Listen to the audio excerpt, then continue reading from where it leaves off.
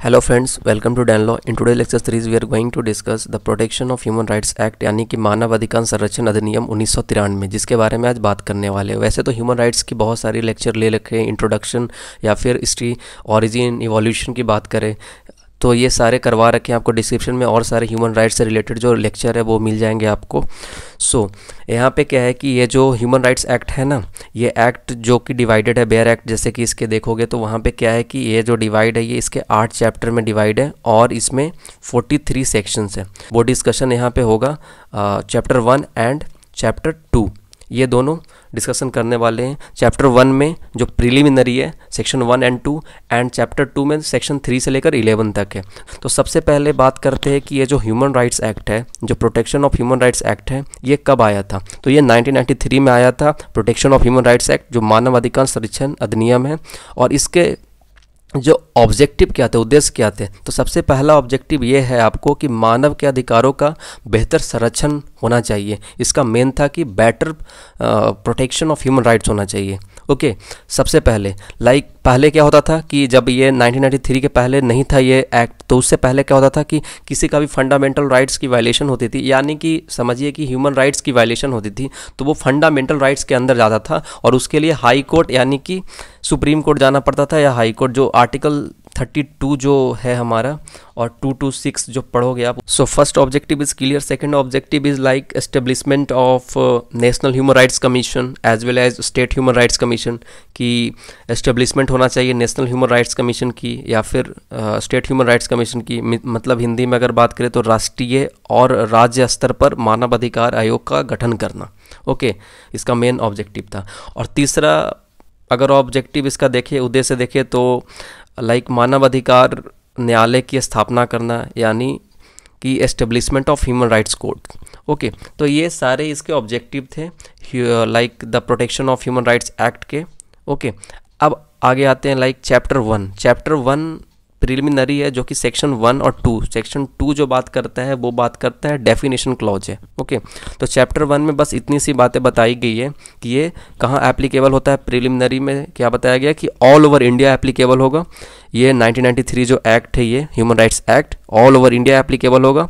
और यहाँ पे सेपरेशन ऑफ पावर है, यानी कि जो 7 शेड्यूल है कॉन्स्टिट्यूशन का, उसमें बताया गया सेंटर स्टेट कॉन्करेंट लिस्ट के अंदर आता है। तो सेंटर और कॉन्करेंट लिस्ट के अंदर ह्यूमन राइट्स लॉ को डाला गया है। ओके, समझ गए कि मतलब सेंटर में क्या है, सेंटर भी कानून बनाएगी और कॉन्करेंट में स्टेट और सेंटर दोनों बनाएगी। ओके, स्टेट लिस्ट के अंदर नहीं है, सेंटर और कॉन्करेंट लिस्ट के अंदर है।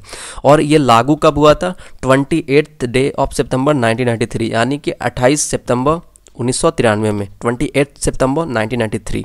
ओके, तो ये बस आपको इतना याद रखना है। अब इसके डेफिनेशन क्लॉज की अगर बात करें तो सेक्शन 2 क्लॉज ए बहुत इंपॉर्टेंट है, जिसमें बात किया गया है आर्म फोर्स की बात करता है। सेक्शन 2 क्लॉज ए, तो 2 क्लॉज ए में जो बात किया गया है वो आर्म फोर्स की बात की गई है। तो 2 क्लॉज ए में जैसे कि आर्म फोर्स के अंदर कौन कौन से आते हैं, like naval force, army, air force, ये डेफिनेशन के अंदर है। और इसमें और भी चीज़ों को ऐड किया जाता है, like CISF, CRPF, ITBP। Okay, तो यहाँ पे क्या बोला गया है, means the naval military and air forces and includes any other arm forces of the union. Okay, और इसमें जैसे CISF, CRPF, ITBP के जवान को भी ऐड करते हैं। ओके, अब आते हैं chairperson. Chairperson means the chairperson of the commission और of the state commission as the case में भी। जो इंपॉर्टेंट सेक्शन है वही डिस्कस करूंगा। 2 clause c commission, 2 clause d बहुत ही इंपॉर्टेंट है, जो कि ह्यूमन राइट्स की बात करता है। ह्यूमन राइट्स एक्ट के section 2 clause D human rights की बात करता है। और human rights section 2 clause D में बताया गया इसके डेफिनेशन में। सबसे पहले बता देता हूँ, ह्यूमन राइट्स वो चीज़ होता है जो गारंटीड है कॉन्स्टिट्यूशन ऑफ इंडिया के द्वारा। पहला याद रखो आप, जो गारंटीड है कॉन्स्टिट्यूशन ऑफ इंडिया के द्वारा। दूसरा सबसे पहले ये याद रखना है इसका दूसरा, those which are the part of international covenant, जो कि इंटरनेशनल ट्रीटी का पार्ट है। Okay, third one is those which are enforceable by any court in India, यानी कि यहाँ पे बताया गया human rights means the rights relating to life, liberty, equality and dignity of the individual. Okay, ये सारी चीज़ें जो है ना, लाइफ, लिबर्टी, इक्वालिटी, डिग्निटी, ये सारी गारंटेड है किसके द्वारा? कॉन्स्टिट्यूशन ऑफ इंडिया के द्वारा, जो कि है, या फिर इंटरनेशनल कॉवेनेंट यानी इंटरनेशनल ट्रीटीज़ हैं जो हमने साइन कर रखा है इंटरनेशनली, ओके। सो उस पर भी मतलब ये मतलब इम्बोडाइड है। या फिर enforceable by courts of India, यानी कि कोई कोर्ट ने किसी तरीके का कोई जजमेंट दिया तो उससे भी इन्फोर्सेबिलिटी में जो राइट्स इन्फोर्सेबल है जो कोर्ट्स के द्वारा, ओके, वो याद रखना है आपको यहाँ पे। तो 2 क्लॉज ए आर्म फोर्स के बारे में बात करता है, 2 क्लॉज डी बात करता है ह्यूमन राइट्स के बारे में बात करता है, 2 क्लॉज ई बात करता है human rights court, means the human rights court specified under section 30। Section 30 में ह्यूमन राइट्स कोर्ट की बात की गई है। अभी आपको यहाँ पे याद रखना है सेक्शन 2 क्लॉज एफ, बहुत ही इंपॉर्टेंट है, जो कि इंटरनेशनल कॉवेनेंट की बात करता है। जैसे मैंने बताया कॉवेनेंट यानी कि ट्रीटी होता है, एक लीगल एग्रीमेंट होता है नेशंस के बीच में, ओके। अभी इंटरनेशनल कॉवेनेंट की जब बात करते हैं हम यहाँ पे, तो यहाँ पे बात होती है international covenant on civil and political rights और या फिर covenant on economic, social and cultural right. ये सारी चीज़ें मैंने बता रखा है, ये हिस्ट्री में आपको मिल जाएगा, जो ऑरिजिन एंड इवोल्यूशन और बाकी जो मैंने करवाया ह्यूमन राइट्स के लेक्चर्स, उसमें इन सारे टॉपिक मिल जाएंगे, ICCPR, ICESCR। तो ये सारे इंटरनेशनल कॉवेनेंट है, ये 16 दिसंबर 1966 को आया था। सो इंटरनेशनल कॉवेनेंट मतलब इतना याद रखना कि इंटरनेशनल ट्रीटीज़ होते हैं, okay. Like international covenant means the international covenant on civil and political rights, यानी कि इसको शॉर्ट फॉर्म में बोलते हैं ICCPR, okay. And the international covenant on economic, social, cultural rights adopted by general assembly. देखिए इसको शॉर्ट फॉर्म में बोलते हैं ICCPR और ICESCR। ये जो ICCPR और ICESCR जो है, जो ये जनरल असेंबली के द्वारा अडॉप्ट किया गया था, UNO का जो जनरल असेंबली है, महासभा है, उसके द्वारा अडॉप्ट किया गया था। ये 16 दिसंबर 1966 को अडॉप्ट किया गया था, मीन्स 16 दिसंबर 1966 को अडॉप्ट किया गया था। This is adopted by the general assembly in UNO on 16 December 1966. Members means a member of the commission or a state commission.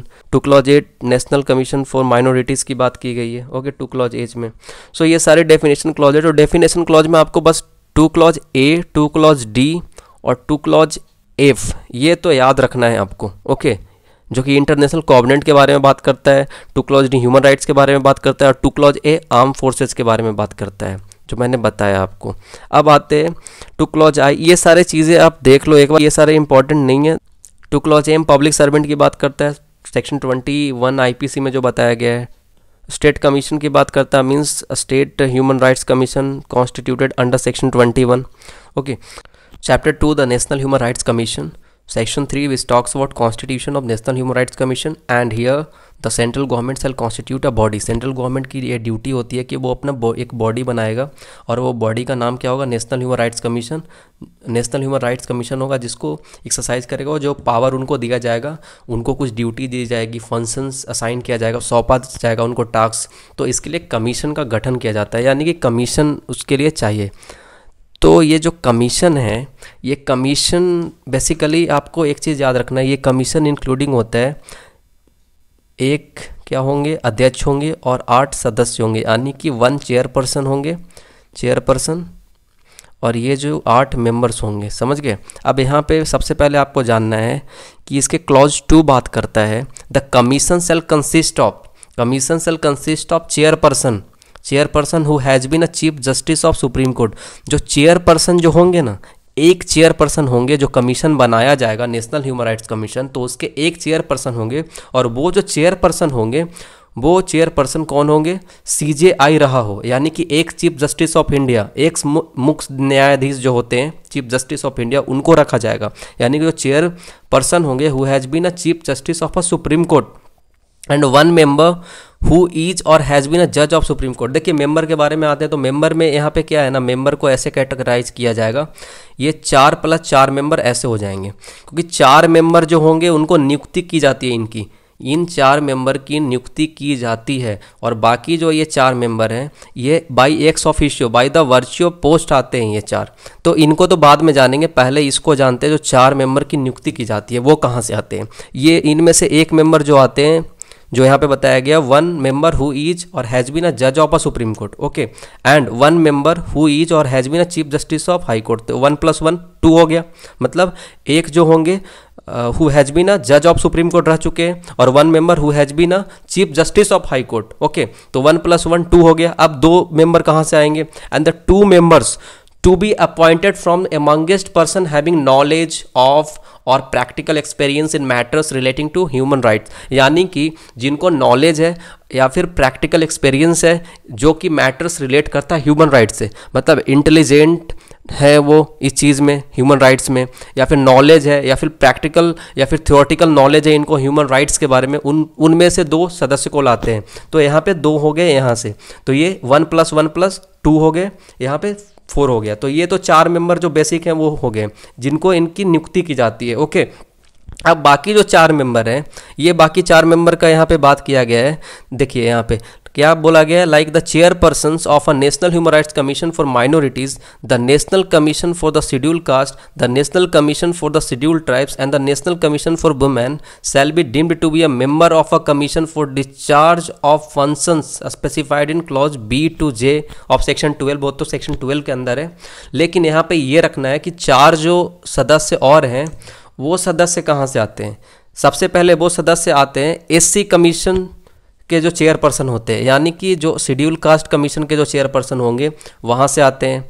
और कहाँ से आते हैं, जो शेड्यूल ट्राइब कमीशन के जो चेयरपर्सन होते हैं वहाँ से आते हैं। और वुमेन कमीशन का जो चेयरपर्सन होते हैं, वुमेन कमीशन का जो चेयरपर्सन होते हैं वहाँ से आते हैं। और माइनॉरिटीज़ कमीशन के जो चेयरपर्सन होते हैं, माइनॉरिटीज़ कमीशन के चेयरपर्सन होते हैं वहाँ से आते हैं। तो हो गया, पहला ST कमीशन से जो आते हैं चेयरपर्सन है, ST कमीशन के चेयरपर्सन है, और वुमेन कमीशन के चेयरपर्सन है, और माइनॉरिटीज़ कमीशन के चेयरपर्सन है।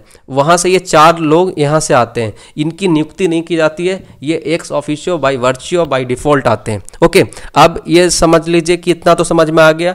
And there shall be a secretary general shall be the chief executive officer of the commission. जो सेक्रेटरी जनरल होते हैं, chief executive officers of the commission होते हैं, and shall exercise such powers and discharge such functions of the commission like expert judicial functions and the powers to make and regulate under section 40B as may be delegated to him by the commission or chairperson. So and the headquarters of the commission shall be at, अब यहाँ पे headquarters की बात की गई है तो ये दिल्ली में जैसे पता है आपको। एंड द कमीशन में भी previous approval of the central government established offices eight other places in India. अभी आपको याद रखना है, अब सेक्शन 3 तो पता चल गया सेक्शन 3 क्या है। अब आते हैं सेक्शन 4। सेक्शन 4 बात करता है क्या, appointment of chairperson. Appointment of chairperson के बारे में बात करता है, and others members. So the person like chairperson and the member shall be appointed by the president bye warrant under his hand and seal. सबसे पहले ये जानना है कि अध्यक्ष और जो सदस्य होते हैं, सो अध्यक्ष और सदस्य यानी कि जो नेशनल ह्यूमन राइट्स कमीशन के होते हैं वो कौन अपॉइंट करता है। यहाँ पे क्वेश्चन राइज होता है, like who shall appoint chairperson and members. Okay, then answer is clear answer, like president of India shall appoint chairperson and members. Okay, so chairperson और मेंबर्स जो होता है उसकी अपॉइंटमेंट प्रेसिडेंट ऑफ इंडिया करते हैं, और रिकमेंडेशन से करते हैं। किसके रिकमेंडेशन से करते हैं, अपॉइंटमेंट कमिटी। और वो जो कमिटी होती है कंसिस्ट करता है, वो कमिटी कंसिस्ट करता है यहाँ पे, उस कमिटी के चेयरपर्सन कौन होते हैं, उस कमिटी के चेयरपर्सन होते हैं प्राइम मिनिस्टर, यानी कि जो मोदी जी हैं।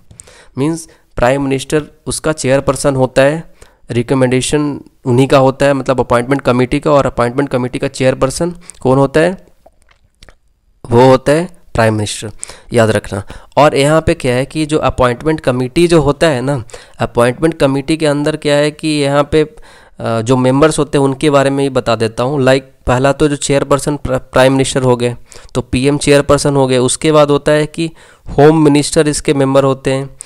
और उसके बाद क्या होता है कि जो मेंबर लोकसभा से 2 मेंबर आते हैं, फिर राज्यसभा से 2 मेंबर आते हैं। ओके, तो कितने मेंबर हो गए आप यहाँ पे देख लो, 2 + 2 + 3 5 मेंबर हो गए।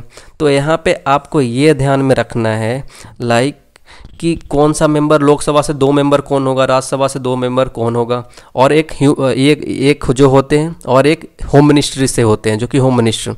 ओके, तो यहाँ पे आपको मैं रीड कर दे रहा हूँ, like speaker of the house of the people member होते हैं, speaker of the house of the people.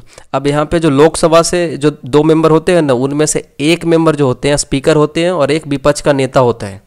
Lok Sabha की बात कर रहा हूँ, लोकसभा से जो मेंबर होता है, जो अपॉइंटमेंट कमेटी के अंदर जो मेंबर होता है, उनमें से एक मेंबर कौन होता है, एक मेंबर स्पीकर ऑफ लोकसभा होते हैं। ओके, लोकसभा में।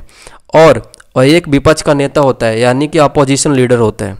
और राज्यसभा में भी वही होता है। राज्यसभा में यहाँ पे बताया गया, लाइक देखिए, leader of opposition of the house of the people बताया गया ना यहाँ पे, and leader of opposition of council of states.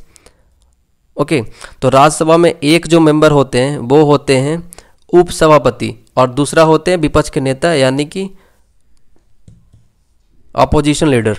तो आपको याद रखना है एक चीज़, यहाँ पे क्लियर वैसे लिख दिया गया है, लाइक मेंबर कौन कौन होंगे। Speaker of house of the people, जो लोकसभा के जो स्पीकर होंगे वो एक मेंबर हो गया यहाँ पे। और यहाँ पे बता रहा है minister in charge of a ministry of home affairs in the government of India, तो वो भी मेंबर होंगे, जो होम मिनिस्टर होंगे वो मेंबर होंगे, जैसे मैंने बताया अभी। और leader of opposition in house of the people, यानी कि जो लीडर ऑफ अपोजिशन है, यानी कि विपक्ष का नेता है, उसको भी मेंबर, मतलब वो भी मेंबर होगा, मतलब एक मेंबर वहाँ से भी आएगा। और leader of opposition in council of states, यानी कि राज्यसभा में जो लीडर ऑफ अपोजिशन है वो भी, वहाँ से भी एक नेता आएगा। और deputy chairman of council of states, वहाँ से भी एक मेंबर आएगा। तो 1 2 3 4 5 हो गए ना।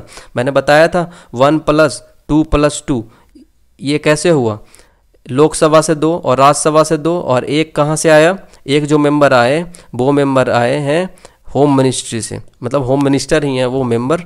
तो इतना ध्यान में रखना है कि जो मेंबर जो आएंगे, पहला होम मिनिस्टर होंगे, फिर दूसरा जो लोकसभा से जो मेंबर आएंगे, लोकसभा से 2 मेंबर कौन होगा, पहला स्पीकर ऑफ लोकसभा, और फिर दूसरा मेंबर कौन होगा, जो विपक्ष का नेता होगा, ठीक है। और फिर 2 राज्यसभा से जो मेंबर आएंगे, वो पहला कौन होगा, deputy chairman of council of state, यानी कि उप सभापति और या फिर विपक्ष का नेता। ओके, मीन्स यहाँ से भी 2 मेंबर आएंगे। तो ये तो क्लियर हो गया कि 5 मेंबर और प्रधानमंत्री के चेयरपर्सन में वो अपॉइंटमेंट कमेटी होगी।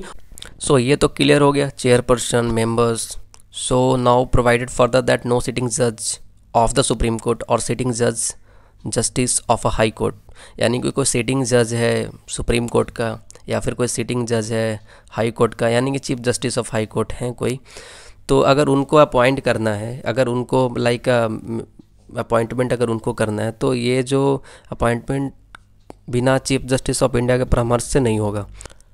Section 5 talks about resignation and removal of chairperson and members, की चेयरपर्सन और मेंबर्स जो होते हैं उनकी रेजिग्नेशन और रिमूवल की बात करता है।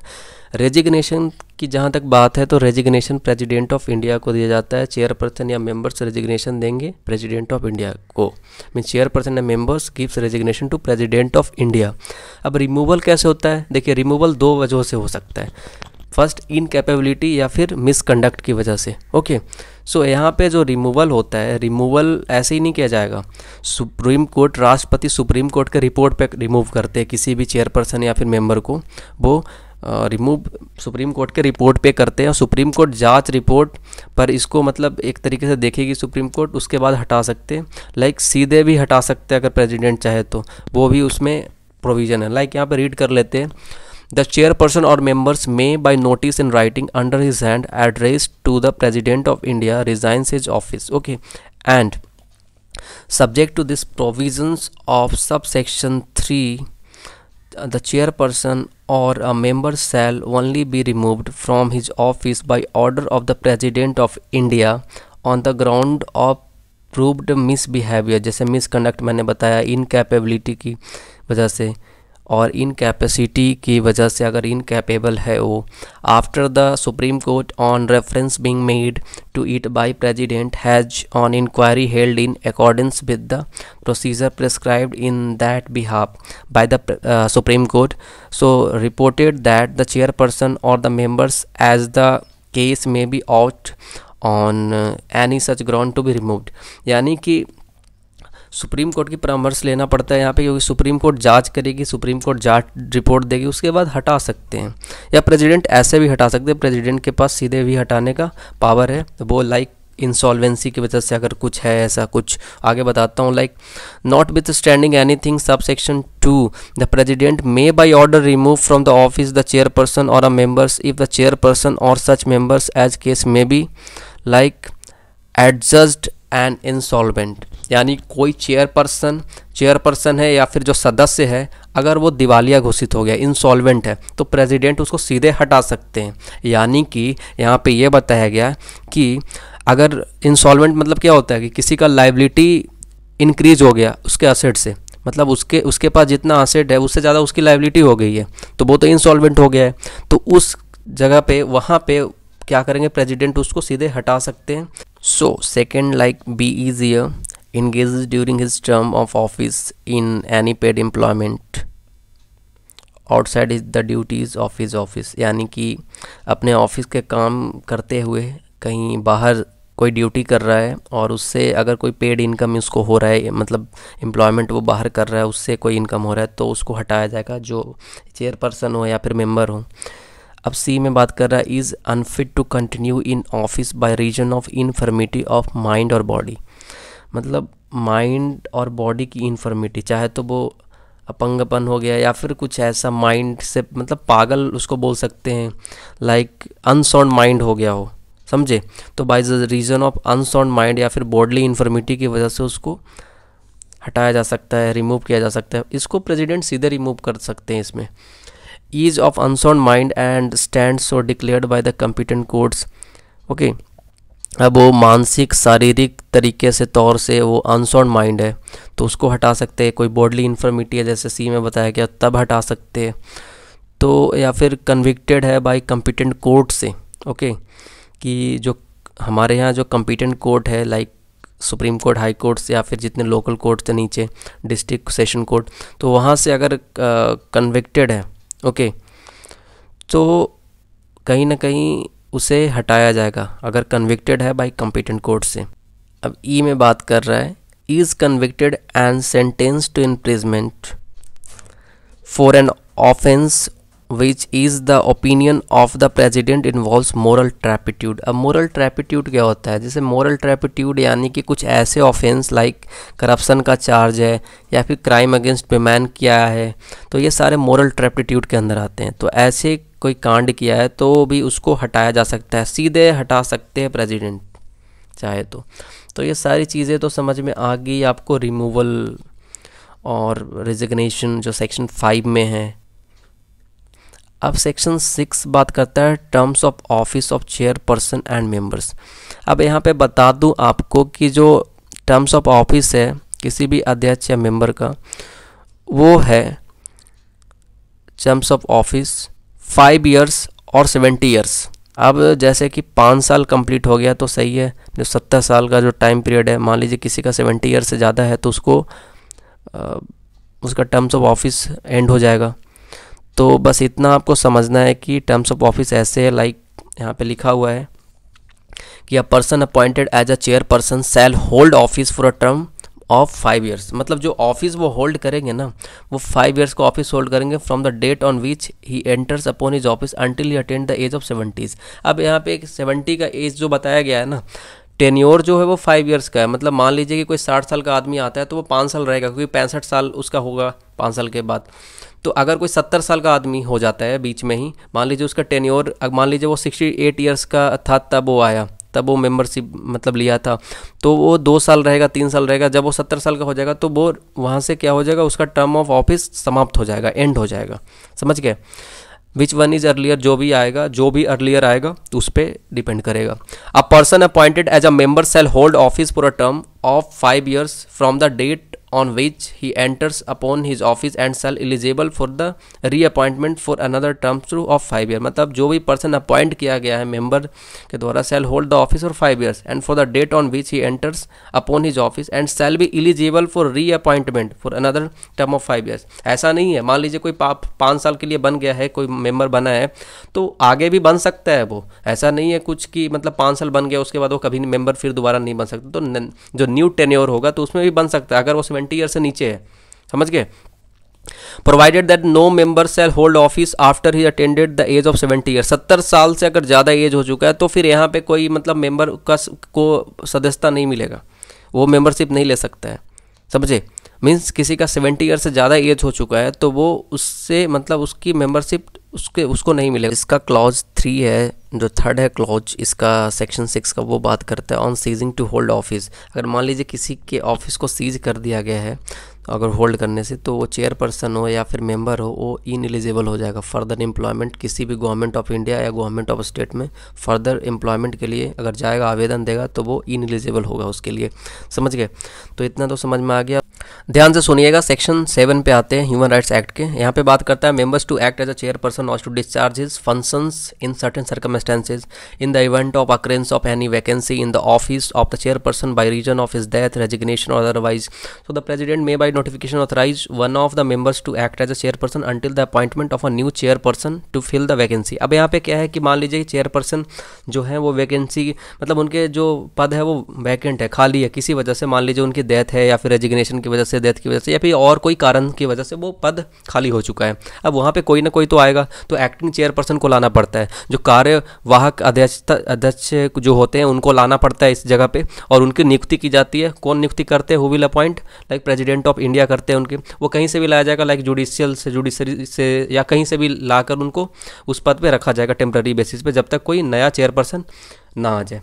ओके, अब यहाँ पे एक और है, क्लॉज 2 में बात कर रहा है कि when the chairperson is unable to discharge his functions owing to be absence. मान लीजिए चेयरपर्सन है, वो चेयरपर्सन नहीं आ पा रहा है। अब चेयरपर्सन कौन होता है? जैसे मैंने बताया था कि चेयरपर्सन अगर मान लीजिए नहीं आ रहा है, वो प्रेजेंट नहीं हो रहा है, एब्सेंट है किसी वजह से, या फिर लीव पे है, या फिर अदरवाइज कुछ कारण से, मतलब उनको हटाया नहीं गया है, उनकी डेथ वगैरह नहीं हुई है, वो नहीं आ रहे किसी कारण से, ठीक है। तो वहाँ पे क्या होगा कि जो मेंबर्स होंगे ना, उनमें से किसी को एक को बना दिया जाएगा कुछ समय के लिए, उनको प्रेसिडेंट उनको वो करेंगे, समझ गए, ऑथराइज करेंगे, और प्रेसिडेंट के नोटिफिकेशन से उनको एक तरीके से चेयरपर्सन का जो पद है वो दिया जाएगा, और वो उसको निभाएंगे कब तक?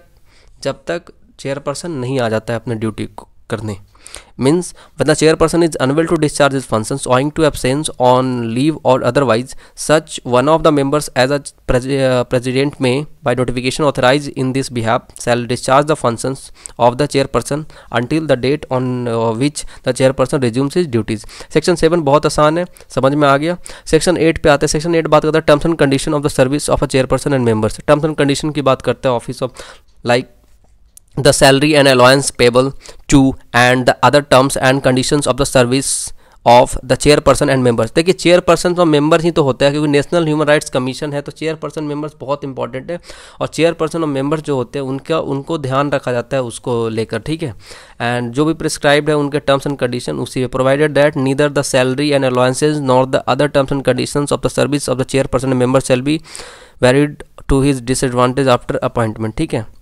कि मान लीजिए कि कोई चेयरपर्सन है, कोई मेंबर है, तो वो सैलरी कहाँ से ले रहा है, कोई दूसरा ड्यूटी तो नहीं कर रहा। जैसे यहाँ पे बताया गया था कि मतलब अपना ऑफिस को करते हुए मतलब दूसरा जगह से वो मतलब पेड एम्प्लॉयमेंट तो नहीं कर रहा है कहीं और पे, तो ये ध्यान देना पड़ता है। जो टर्म्स एंड कंडीशन है वो चेयरपर्सन और मेंबर्स को रखना पड़ता है इसको ध्यान में।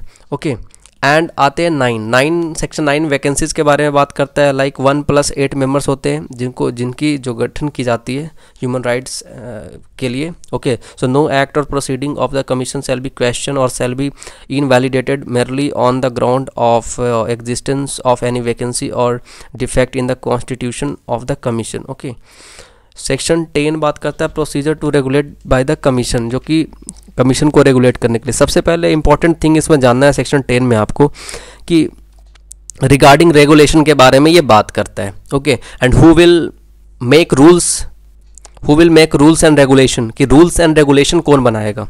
सो act made by legislature, rule is made by government. अब जैसे पता है कि कोई भी एक्ट बनता है तो एक्ट किसके द्वारा बनाया जाता है? लेजिस्लेचर के द्वारा। और रूल जो बनाया जाता है, रूल्स एंड रेगुलेशन, वो गवर्नमेंट बनाएगी। ये काम लेजिस्लेचर का नहीं होता है, लेजिस्लेचर का काम होता है एक्ट बनाना, ठीक है। तो यहाँ पे क्या है कि law is related to centre, then central government उसको बनाएगी। अगर लॉ रिलेटेड है स्टेट गवर्नमेंट से तो स्टेट गवर्नमेंट बनाएगी। Means law, if law is related to the centre then central government will make the rules and regulation. If the law is related to the state government the state government will make the rules and regulation. तो इतना ध्यान में रखना है कि act जो बनाया जाता है वो लेजिस्लेचर में बनाया जाता है और रूल्स बनाती है गवर्नमेंट। तो यहाँ पे जो नियम यानी कि रेगुलेशन जो बनाया जाएगा कमीशन के द्वारा, वो लाइक रेगुलेशन में क्या क्या चीज़ें होती है, लाइक जो कमीशन होगा, जो बैठक होता है, वहाँ पे टाइम होता है, स्पेसिफाइड टाइम होता है, डेट होता है, एजेंडा होता है, टॉपिक होता है, किस टॉपिक पे डिस्कशन होगा। ह्यूमन राइट्स की बात की जा रही है तो वहाँ पे एजेंडा क्या है, तो ये सारी मतलब प्रोसीजर है। तो इसके रिलेटेड जो रूल्स एंड रेगुलेशन बनाया जाएगा वो यहाँ पे बनाया जाएगा। और जनरल सेक्रेटरी या फिर इन्वेस्टिगेटिंग स्टाफ और अदर स्टाफ भी यहाँ पे होते हैं, समझ गए। मतलब यहाँ पे ये बोला गया कि all orders and decisions of the commission shall be authenticated by the secretary general. Okay, ये समझ में आ गया। अब मैं रीड कर देता हूँ इसको। The commission shall meet at such time and place as a chairperson made think fit. क्योंकि रूल्स एंड रेगुलेशन जो बनाया गया है वो चेयरपर्सन के द्वारा ही बनाया गया है यहाँ पे। तो जब भी वो उनको फिट बैठेगा तब वो मतलब टाइम फिक्स करेंगे और प्लेस फिक्स करेंगे, एजेंडा क्या होगा, टॉपिक क्या होगा बैठक में, तो वो अपना वो डिस्कस करेंगे। अब यहाँ पे subject to the provision of this act and the rules made thereunder the commission shall have the power to lay down by the regulation its own procedure. अब यहाँ पे है कि all orders and decisions of the commission shall be authenticated by the secretary general or any other officers of the commission duly authorised by the chairperson in this behalf. अब यहाँ पे ये बोला गया है कि जितने भी डिसीजंस होंगे, जितने भी कमीशन के डिसीजंस होंगे ऑथेंटिकेटेड बाई होंगे किनके द्वारा, जनरल सेक्रेटरी के द्वारा, जो महासचिव होंगे, या फिर इन्वेस्टिगेशन जो स्टाफ होगा या फिर अदर स्टाफ होगा। अब जनरल सेक्रेटरी कौन होगा यहाँ पे, कोई आईएएस वर्ग के होंगे लोग, या फिर इन्वेस्टिगेशन के लिए बेसिकली डीजीपी जैसे पोस्ट वाले होते हैं, या फिर अदर्स स्टाफ में होंगे साइंटिफिक टेक्नोलॉजी से रिलेटेड। Okay, then section 11 is like officers and staff like other staffs of the commission. जैसे कि मैंने बताया था वहाँ पे लाइक जनरल सेक्रेटरी होते हैं, इन्वेस्टिगेटिंग स्टाफ होते हैं, अदर स्टाफ्स होते हैं। तो लाइक जो कमीशन बनता है ना, तो कमीशन में क्या होता है कि वहाँ पे सेंट्रल गवर्नमेंट बनाती है, अवेलेबल करती है कमीशन को, क्या, ऑफिसर रैंक के सेक्रेटरी जो कि गवर्नमेंट ऑफ इंडिया में होते हैं, जिनको सेक्रेटरी जनरल कमीशन का बनाया जाता है। यहाँ पे लाइक यहाँ पे आपको ध्यान देना है, कहा गया the central government shall make available to the commission an officer of the rank of the secretary to the government of India who shall be the secretary general of the commission. जो secretary general होंगे commission के, महासचिव जिनको बोलते हैं, समझे। तो वो सेक्रेटरी जनरल कौन होगा, कोई ऑफिसर रैंक के लोग होंगे, ठीक है। तो अब बी पे आते हैं। बी में क्या कहा गया, such police and investigating staff under an officer not below the rank of the director general of police. मतलब डीजीपी के रैंक से नीचे नहीं होना चाहिए। जो इन्वेस्टिगेटिंग ऑफिसर होंगे वो सच पुलिस से होंगे जैसे कि वो डीजीपी के रैंक से नहीं होना चाहिए, not below the DGP rank, remember. And such other officers and staffs as may be necessary for the efficient performance of the functions of the commission. Okay, जो एफिशिएंट मतलब नेसेसरी है कि वो परफॉर्मेंस, एफिशिएंट परफॉर्मेंस कर पाए वहाँ पे उस फंक्शन के लिए, कमीशन के जो फंक्शन है तो एफिशिएंट परफॉर्मेंस कर पाए। और डीजीपी के बिलो के रैंक वाले लोग जो पुलिस होंगे उनको इन्वॉल्व नहीं करना है इसमें। ओके, और सेक्रेटरी जनरल जैसे बताया कि ऑफिसर के रैंक के लोग होंगे वहाँ पे। Clause 2 subject to such rules as may be made by the central government in this behalf, the commission may appoint such other administrative और technical scientific staff। देखिए अदर स्टाफ में कौन कौन से लोग आएंगे। अब वो चाहे तो कोई एडमिनिस्ट्रेटिव साइड से आ सकते हैं, कोई टेक्निकल फील्ड से आ सकते हैं, कोई साइंटिफिक स्टाफ हो सकते हैं, समझ गए ना, या क्लरिकल स्टाफ हो सकते हैं। देखिए कमीशन में बहुत सारा काम होता है और जैसा कमीशन बना है, जिस चीज़ के लिए कमीशन बना है, ह्यूमन राइट्स के अंदर कौन कौन सी चीज़ें आती हैं, तो उसके लिए एडमिनिस्ट्रेटिव बॉडी होगी जो अदर स्टाफ में आएंगे, टेक्निकल बॉडी होगी या कोई साइंटिफिक स्टाफ की बॉडी होगी, ओके, जो देखेगी, मान ले, समझ रहे हैं ना, okay. And the salary and allowances and conditions of the service of the officers and other staffs appointed under subsection 2 shall be such may be prescribed। जो भी प्रिस्क्राइब है वो सैलरी अलाउंसेज होगा, बात की बात है। पर इतना आपको याद रखना है कि जो जनरल सेक्रेटरी होंगे वो जो होंगे ऑफिसर रैंक के कोई होंगे, और इन्वेस्टिगेशन के लिए जो स्टाफ होंगे वो सच पुलिस होंगे जो कि डीजीपी के रैंक से नहीं होना चाहिए, मतलब डायरेक्टर जनरल ऑफ पुलिस के रैंक से नहीं होना चाहिए। और वैसे लोग होना चाहिए जो एफिशिएंट परफॉर्मेंस निभा सके कमीशन के फंक्शन में। ओके, अब आगे आता है कि मतलब उस कमीशन में बहुत सारे लोगों की ज़रूरत पड़ती है, तो वहाँ पे अदर स्टाफ भी होते हैं लाइक एडमिनिस्ट्रेटिव वर्क के लिए, टेक्निकल वर्क के लिए, साइंटिफिक वर्क के लिए, क्लरिकल क्रिटिकल वर्क के लिए, तो हर तरह का स्टाफ को उसको इन्वॉल्व किया जाता है, उनके सैलरी, अलाउंसेस, कंडीशन, सर्विस, हर चीज़ों के बारे में यहाँ पे बताया गया। मुझे लगता है कि ये टॉपिक क्लियर हो चुका है, काफ़ी लंबा गया है ये। So thank you so much. So thanks for watching, this Deepak Anandan signing off.